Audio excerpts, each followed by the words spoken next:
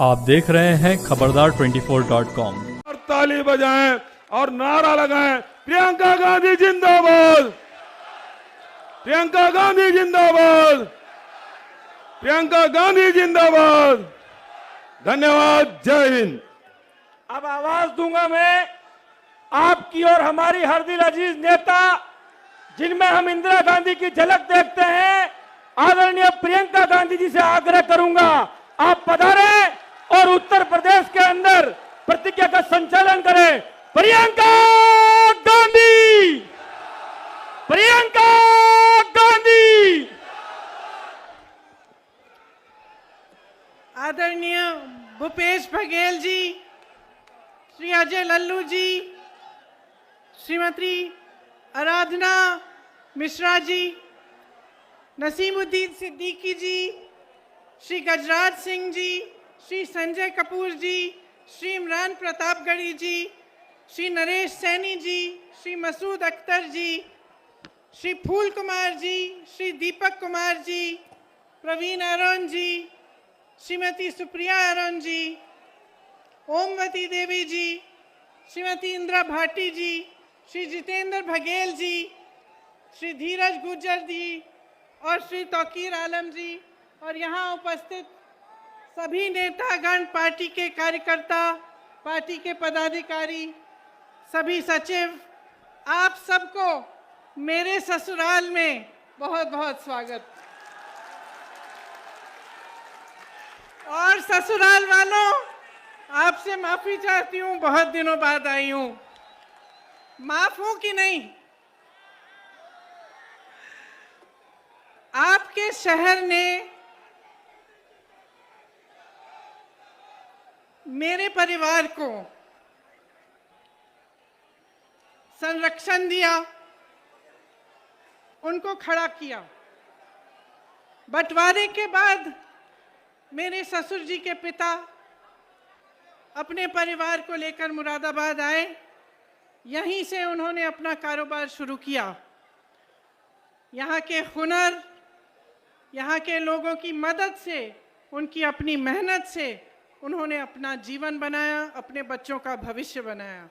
आज मुझे यहाँ आकर बहुत गर्व हो रहा है और मैं आप सबको भी यहाँ इस सभा में आप सब की भी स्वागत करना चाहती हूँ। मुरादाबाद देश विदेश में पीतल नगरी के नाम जाना जाता है। मुझे याद है, शादी के वक्त एक खुशहाल शहर था, समृद्ध था, तेजी से आगे बढ़ रहा था। यहाँ उस समय हवाई अड्डे बनने की भी बात होती थी और शहर को विकसित करने की बहुत बातें होती थी। उस समय ये सब हो क्यों पाया? क्योंकि आपके हुनर के साथ साथ, व्यापारियों के मेहनत के साथ साथ, मजदूरों के मेहनत के साथ साथ आपको के पास एक ऐसी सरकार थी जिसने आपका समर्थन किया, जिसने आपको आगे बढ़ने के लिए, आपको विकसित बनाने के लिए मदद किया। मुझे याद है उस समय एक्सपोर्ट प्रमोशन काउंसिल हैंडीक्राफ्ट के लिए बनी। एक्सपोर्टरों को ड्रॉबैक मिलते थे, ब्याज की सब्सिडी मिलती थी। राजीव गांधी जी, मेरे पिताजी ने कारोबारियों के लोन भी माफ़ किए, टैक्स में भी मदद होती थी। उस तरह से यहाँ का कारोबार बहुत बड़ा, आपका ये शहर फूला फला आगे बढ़ा। आज स्थिति क्या है? आज हालात क्या हैं? जहाँ 8,000 करोड़ रुपए का कारोबार होता था, निर्यात होता था यहाँ से, आज 2,000 करोड़ घट गया है। सिर्फ पिछले 5-6 सालों में 3 लाख कारीगरों की रोजी रोटी खत्म हो चुकी है। भाजपा की नीतियों ने कारोबार, आपके भविष्य को बर्बाद किया है। सबसे पहले तो नोटबंदी लागू की, इससे आपको बहुत संकट हुआ। आपको बताया गया कि देश के लिए ये काम हो रहा है कि काला धन वापस आएगा। कोई काला धन वापस नहीं आया। आप सबको अच्छी तरह मालूम है कि क्या हुआ। उसी तरह से जीएसटी लागू की गई जिससे आपकी कमर तोड़ी गई।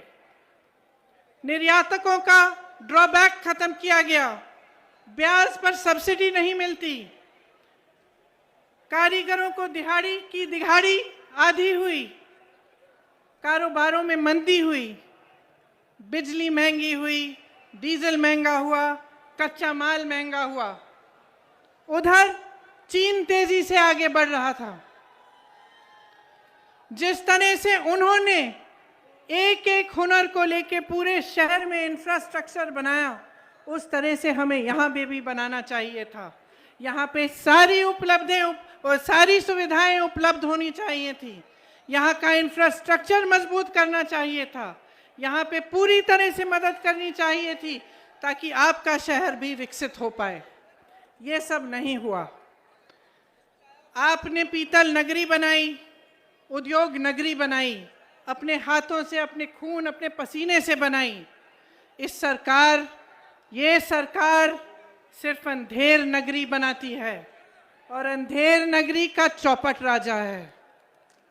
व्यापार आज पूरे प्रदेश में चौपट है, युवाओं का भविष्य चौपट है, खेती किसानी चौपट है, महंगाई से घर का बजट चौपट है।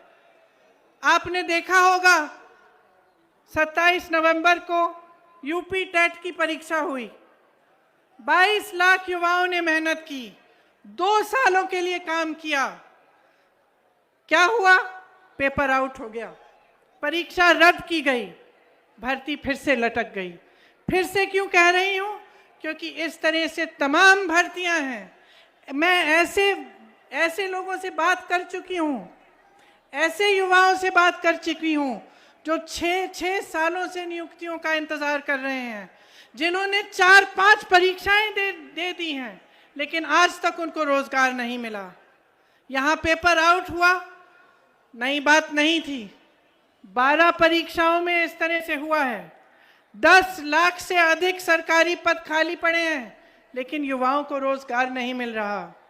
योगी आदित्यनाथ जी बयान देते हैं कि उत्तर प्रदेश में नौकरियां बहुत हैं, नौकरी योग्य युवा कम है। अब आप बताइए, जहां जहां मैं जाती हूं मुझे ऐसे युवा मिलते हैं जिन्होंने बीए पास की है, किसी ने आईटीआई पास किया है, किसी को एमए भी हुआ है, और मुश्किल से संघर्ष करके मैं एक वाल्मीकि कॉलोनी में गई लखनऊ में। वहां मैं एक महिला से मिली, उसने मुझे कहा कि मैं संघर्ष करके घरों में काम कर करके 4-5 हजार रुपए का वेतन लेके मैंने अपनी बेटी को पढ़ाया। मेरी बेटी बीए कर चुकी है, आईटीआई पास है, आज तक दर दर भटक रही है, उसको नौकरी नहीं मिली। अगले घर में गई वही समस्या, अगले घर में गई वही समस्या। मैं कम से कम 10 परिवारों से मिली उसी एक कॉलोनी में, सब ने मेहनत से अपने बच्चों को पढ़ाया। नौजवान मेरे सामने आए, उन्होंने सब ने कहा कि हम दीदी हमने पढ़ाई की है, कहीं पे रोजगार नहीं मिलता। और योगी जी इस तरह के बयान देते हैं। ये सब क्यों हो रहा है? मैं आपको एक छोटी सी बात बताती हूँ। बघेल जी यहाँ उपस्थित हैं।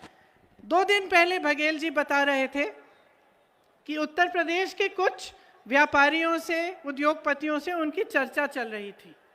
तो उन उद्योगपतियों ने बताया कि एक पोर्टल की ज़रूरत थी जिसके लिए वह मुख्यमंत्री जी से मिलना चाह रहे थे, लेकिन पिछले 4 सालों से उनको मिलने का मौका नहीं मिला। तो बघेल जी से मैं बात कर रही थी कि ऐसा कैसे हो सकता है कि 4 सालों से कोई अपनी समस्या को लेकर भटक रहा है। उद्योगपति हैं, व्यापारी हैं, प्रदेश को आगे बढ़ाने वाले लोग हैं, कैसे हो सकता है कि मुख्यमंत्री जी इनके लिए समय नहीं बना रहे हैं? तो बघेल जी ने मुझे एक बात कही जो मेरे मन में रही। उन्होंने कहा, देखिए दीदी, हमारे प्रदेश में जाति और धर्म पर आधारित राजनीति कम होती है और विकास पर आधारित राजनीति होती है। उत्तर प्रदेश में सांप्रदायिकता पर आधारित राजनीति और जातिवाद पर आधारित राजनीति इतनी भयानक है कि मुख्यमंत्री भी जानता है कि लोगों की समस्याओं का हल करने के बजाय चुनाव के समय आएगा, धर्म की बात करेगा, जाति की बात करेगा, चुनाव जीत के निकल जाएंगे और उनको कोई जवाबदेही ही नहीं रहेगी। तो ये बात मेरे मन में बहुत गहराई से मैंने इस बारे में सोचा। ये बात सही है। जब तक पब्लिक जवाबदेही नहीं मांगेगी अपनी नेताओं से, तब तक ये सिलसिला चलता रहेगा। जब तक वोट विकास के आधार पर नहीं डलेगा, जब तक आप ये सवाल नहीं करेंगे कि मेरे गांव में, मेरे लिए, मेरे शहर में आपने 5 सालों में क्या किया, जब तक ये सवाल सबसे महत्वपूर्ण नहीं होगा, तब तक इसी तरह की राजनीति में आप फंसे रहेंगे, माफियाओं के दलदल में फंसे रहेंगे। मुझे आश्चर्य हुआ मैं जब यूपी आई, जमीन की माफिया, नदी की माफिया, बालू की माफिया, पढ़ाई की माफिया, इम्तिहानों की माफिया, जहां देखो माफिया ही माफिया। मुझे तो आश्चर्य है कि सांस पे कोई माफिया नहीं है कि आप सांस ले रहे हैं और आपसे हफ्ता लिया जाए। ये हालात है आपके प्रदेश के। ये हालात आप बदलोगे कैसे? मुझे बहुत बड़ी शिकायत है आपसे। जब तक आप इस तरह की राजनीति के घेरे में फंसे रहेंगे, तब तक कोई बदलाव नहीं आने वाला है। नेता के बाद नेता यहां मंच पर खड़े होकर फिजूल की बातें करेगा, आपको तरह तरह के वचन देगा, लेकिन उसको दिल में मालूम होगा कि उसकी कोई जवाबदेही नहीं है। इसीलिए सबसे बड़ी जिम्मेदारी आपकी है। आप नेताओं को जिम्मेदार बनाओ, सिखाओ उनको कि ऐसा नहीं चलेगा। मंच पर आकर खोखले वचन बनाएं, 5 सालों के लिए आप कुछ नहीं करें, ये नहीं चलेगा। इसीलिए कांग्रेस पार्टी इस चुनाव को सिर्फ और सिर्फ विकास के आधार पर लड़ना चाहती है। हमने प्रतिज्ञाएं ली हैं। क्या प्रतिज्ञा ली है? कि हम 20 लाख रोजगार दिलवाएंगे, हर जिले में हम उद्योगों के हब लगवाएंगे। ये प्रतिज्ञा इसलिए है क्योंकि खोखला वचन नहीं है। आपको मुख्यमंत्री जी ने कहा कि किस तरह से उन्होंने वचन दिया और 2 घंटे के अंदर अंदर कर्ज माफ किए। उन्होंने आपको बताया कि किस तरह से छत्तीसगढ़ में आज कांग्रेस की सरकार 2500 रुपए क्विंटल धान खरीद रही है। तो ये कोई कल्पना नहीं है, ये सच्चाई है। अगर हम कह रहे हैं, हम करके भी दिखाएंगे। देखिए, किसानों ने जो आंदोलन किया, इससे एक बहुत बड़ी बात आगे आई है कि जब आप मन बना लेते हैं, जब आप अटल रहते हैं, आप अडिग बन जाते हैं, तो सरकार को झुकना पड़ता है। सरकारों ने, किसानों ने त्याग दिया। 700 से अधिक किसान शहीद हुए। उन 700 शहीदों के लिए प्रधानमंत्री जी 2 मिनट के लिए भी संसद में मौन नहीं रहे। 2 मिनट का मौन नहीं किया। संसद में चर्चा भी नहीं की उन कानूनों पर, जिन कानूनों को रद्द करने जा रहे थे। लखीमपुर के खेरी में नरसिंहार हुआ। किसानों को अपनी जीप के पहियों के तले एक मंत्री के बेटे ने कुचल कर मार डाला। प्रधानमंत्री जी ने एक लफ्ज नहीं कहा, योगी आदित्यनाथ जी ने एक लफ्ज नहीं कहा, बल्कि कुछ दिनों पहले लखनऊ आए, उनके साथ मंच पर वही मंत्री खड़े थे, आज भी मंत्री हैं, उनको बर्खास्त क्यों नहीं किया? अगर उन्होंने उन परिवारों से बात करने की कष्ट की होती जिनके बच्चे शहीद हुए, उन विधवाओं से जिनके पति शहीद हुए, तो उनको पता चलता कि वो परिवार क्या महसूस कर रहे हैं, किस संकट से गुजर रहे हैं। और उनकी एक ही गुहार है कि जब तक ये मंत्री पद पर रहेंगे, तब तक हमें न्याय नहीं मिलेगा, हमें सिर्फ न्याय चाहिए। मैं ऐसे परिवारों के पास गई हूं जिनके पास कुछ नहीं है। वो कहते मुआवजा नहीं चाहिए, मुझे पैसे नहीं चाहिए दीदी, न्याय चाहिए, अपने बेटे के लिए न्याय चाहिए। इसीलिए मैं कहना चाहती हूं कि जो सबसे बड़ी बात किसान आंदोलन से ये निकली है कि शक्ति आपके हाथों में है, इस शक्ति को पहचानिए। इन 3 काले कानूनों के अलावा किसानों की बहुत बड़ी बड़ी समस्याएं हैं जिनको सरकार बार बार नकार रही है। आप ही को मालूम है कि गन्ना का कितना आपको भुगतान मिला, अभी भी 4000 करोड़ का भुगतान बचा है। नरेंद्र मोदी जी का एक हवाई जहाज जो उन्होंने पिछले साल खरीदा, कोरोना के समय खरीदा, 8000 करोड़ का है। एक हवाई जहाज जिसमें सिर्फ नरेंद्र मोदी जी बैठ के घूमते हैं, 8000 करोड़ का है। आपका पूरा गन्ना का भुगतान 4000 करोड़ का है। संसद के सुंदरीकरण में जो अच्छा खासा संसद है, 70 सालों से चला आ रहा है, एक ऐतिहासिक इमारत है, उसके सुंदरीकरण करने के लिए ये लोग 20,000 करोड़ खर्च सकते हैं। आपके लिए कुछ नहीं दे सकते।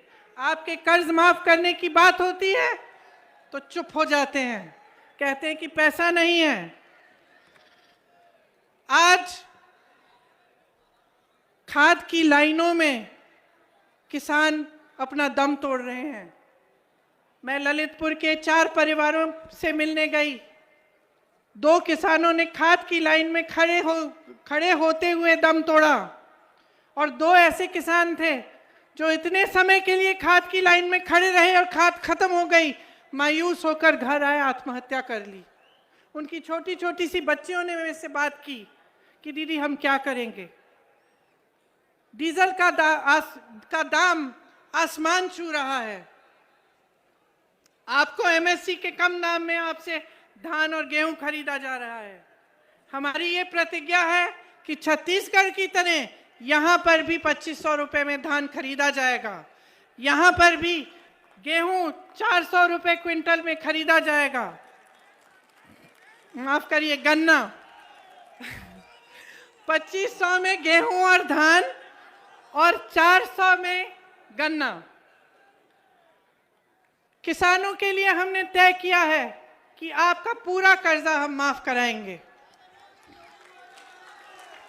देखिए, महंगाई बहुत ज्यादा है, मैं जानती हूं कि आप कितना तड़प रहे हैं महंगाई की वजह से।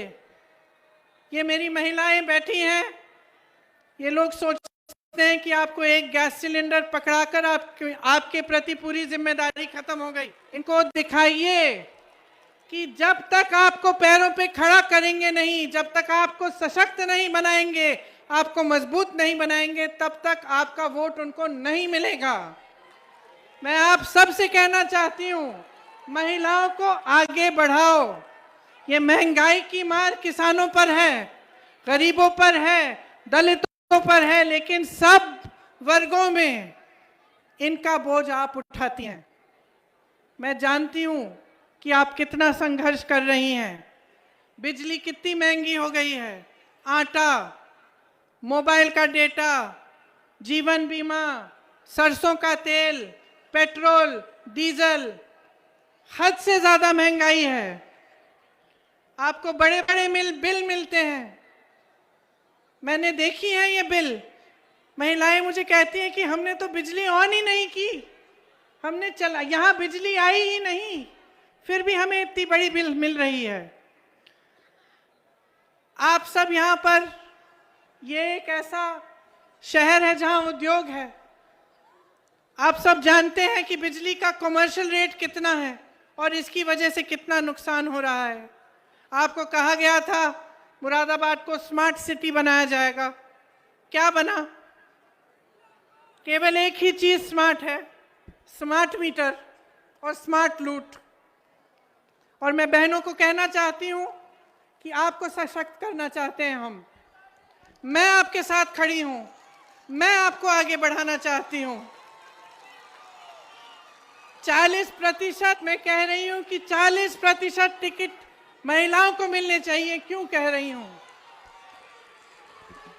मैं अपनी बहनों के घर जाती हूं, यहां पर बलात्कार होते हैं, महिलाओं का शोषण होता है, महिलाओं को कुचला जा रहा है और कोई कुछ नहीं कह रहा है, कोई आवाज नहीं उठा रहा है, कोई आपको आगे बढ़ाने की बात नहीं कर रहा है। सब विज्ञापनों में है, सब सिर्फ विज्ञापनों में है। असली सवाल यह है कि आपकी भागीदारी राजनीति में क्या है? आपके लिए लड़ने वाली महिला कैसे आगे बढ़ेगी?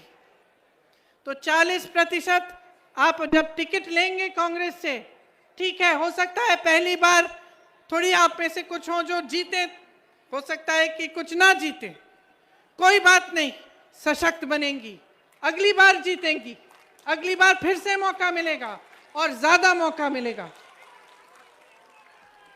यहां नौजवान लड़कियां हैं, आप सहना नहीं चाहती, सच बताओ, सहना चाहती हो कि लड़ना चाहती हो? अपने हकों के लिए लड़ना चाहती हो या अत्याचार सहना चाहती हो? लड़ना चाहती हो ना? ये स्कूटी किसके लिए है? स्मार्टफोन किसके लिए है? आपको मिलेगा। आप महिलाओं को सशक्त बनाओ। ये जितनी भी राजनीति है, ये जितनी भी जातिवाद पर आधारित ये सांप्रदायिक राजनीति सब खत्म हो जाएगी, आप खड़ी हो जाएंगी तो। आपकी शक्ति को कोई पहचान नहीं रहा है। 50% आबादी है, 50% बहुत बड़ा आंकड़ा होता है।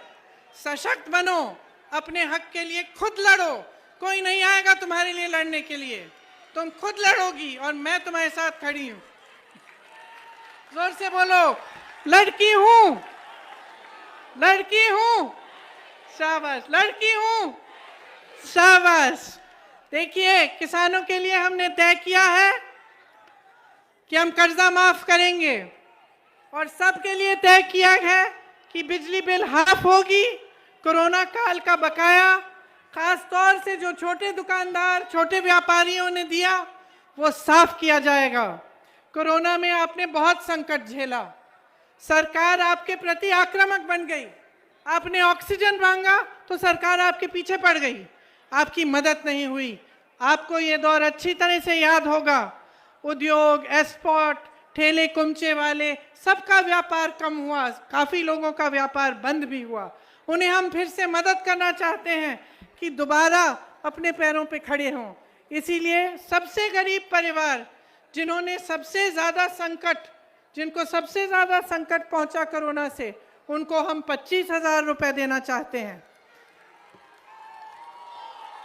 देखिए, अगर हमारी सरकार आएगी, अगर हमारी सरकार आएगी तो चाहे कोई भी बीमारी हो, 10 लाख रुपए का इलाज सरकार मुफ्त में कराएगी।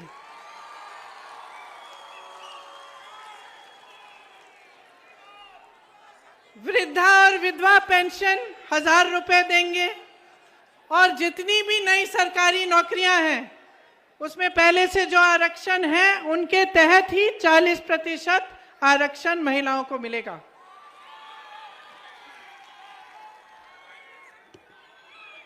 सुनिए,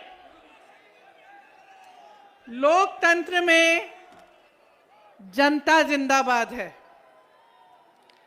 मैंने आपसे पहले भी कहा, मेरी आप सबसे शिकायत है, अपने नेताओं से आप हिसाब नहीं मांगते। चुनाव आता है तो सफाई कर्मचारियों के साथ नरेंद्र मोदी जी अपनी फोटो खिंचवा लेते हैं। आगरा में अरुण वाल्मीकि के पूरे परिवार को 3-4 दिनों के लिए जेल में रख के, पुलिस स्टेशन में रख के बुरी तरह पीटा जाता है तो कुछ नहीं कहते, आप हिसाब नहीं मांगते। हाथरस में एक दलित लड़की के साथ बलात्कार किया जाता है, पुलिस प्रशासन द्वारा उसकी चिता जलाई जाती है, उसके माँ बाप को आने भी नहीं दिया जाता। प्रधानमंत्री जी चुप रहते हैं, मुख्यमंत्री जी चुप रहते हैं, आप हिसाब क्यों नहीं मांगते?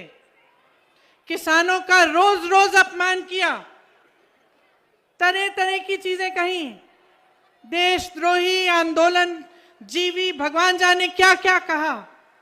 चुनाव आ रहा है ना, चुनाव आ रहा है ना, अब क्या कह रहे हैं? मुझे माफ करिए। क्यों माफ कर रहे हैं आप? क्यों माफ कर रहे हैं? हिसाब मांगिए। कोरोना काल में लापरवाही हुई, किसने भुगता? किसके परिवार उजड़े? आपने हिसाब मांगा? हिसाब मांगो। आपको अगर डिलीवरी चाहिए, आगे बढ़ना चाहते हैं आप, राजनीतिक दलों और उनके नेताओं से अपना रिश्ता बदलो, उनकी असलियत पहचानो, उन्हें अपने प्रति जवाबदेह बनाओ, उनसे हिसाब मांगो। मैंने सुना है कई लोग कहते हैं कि भाजपा तो फूट फैलाकर फिर से जीतेगी। क्यों? क्योंकि असलियत ये है कि जिनको आज मुख्य विपक्ष माना जा रहा है, वे विकास का एजेंडा सेट नहीं कर रहे।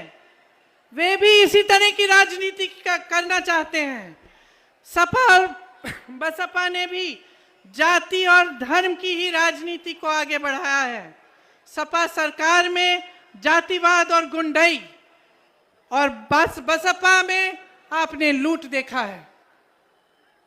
तो स्वाभाविक है विकास की बात नहीं होगी, आपके मुद्दे उठाए नहीं जाएंगे। आपने समाजवादी का नारा देखा है? नया नारा सुना है? आ रहे हैं अखिलेश।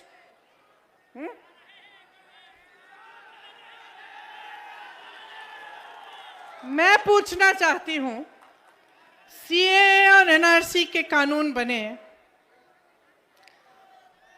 मैंने अपनी आंखों से देखा। मैं बिजनौर गई, बिजनौर में एक 19 साल का लड़का अनस दूध बेचता था, उसकी निर्मम हत्या की गई। दूसरे घर में गई, एक लड़का सुलेमान मस्जिद के बाहर खड़ा था, पुलिस ने गोली मारी, उसकी हत्या कर ली, कोई कार्रवाई नहीं हुई। मैं पूछना चाहती हूं, क्या अखिलेश जी आए? उम्भा में नरसंहार हुआ, 13 आदिवासियों की मौत हुई, उनको पीटा गया लाठियों से, उनको गोली मारी गई। क्या अखिलेश जी आए? उन्नाव और हाथरस में क्या हुआ? मेरी बहनें बैठी हुई हैं। उन्नाव और हाथरस में महिलाओं पर अत्याचार हुआ, उनको जलाया गया। क्या अखिलेश जी आए? किसानों के आंदोलन में लखीमपुर खीरी में नरसंहार हुआ। जैसे मैंने कहा, आप सब ने देखा वो वीडियो, जीप के नीचे किसानों को कुचला कर गया। क्या अखिलेश जी आए? तो अब चुनाव के समय क्यों आ रहे हैं?